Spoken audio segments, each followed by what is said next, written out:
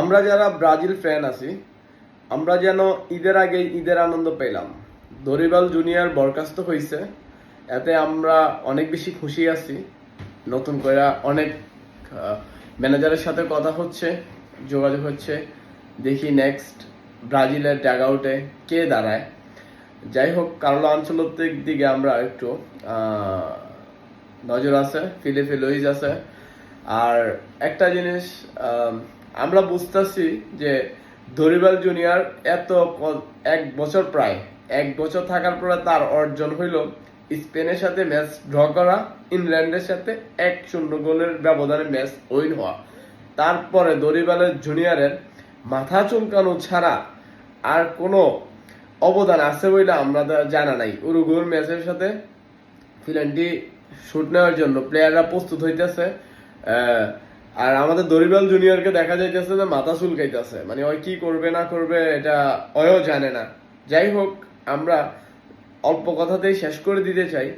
Dorival জুনিয়রকে আমরা good bye tata জানিয়ে ঈদের আগেই ছুটিতে পাঠিয়ে দিছি। যাই হোক, আর একটা জিনিস হইল যে আমরা ওই টিমকে শুভ কামনা জানাই। যে টিমে দরিবাল জুনিয়র থাকবে ওই টিম কখনোই কোনো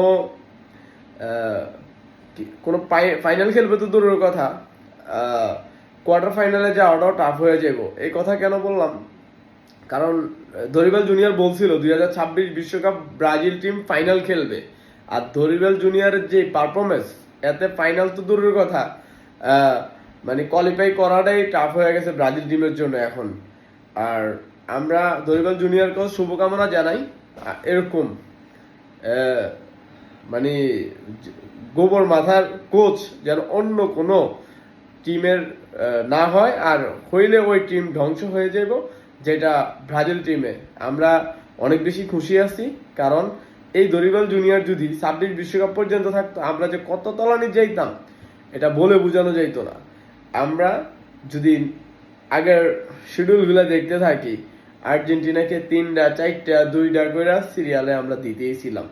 আমরা এরকম অধপতন, আমরা ভাগ্য ভালো যে আমরা ডিম নিয়ে সন্তুষ্ট, আমরা যে 7 আপকে আবার ব্যাক পাই নাই, এটা নিয়ে আমরা খুব খুশি আছি। যাই হোক, দরিবাল জুনিয়র গুড বাই, তোমার জন্য শুভকামনা রইল। তুমি আর কোনো দলকে এভাবে পথে পথে করার দরকার নাই।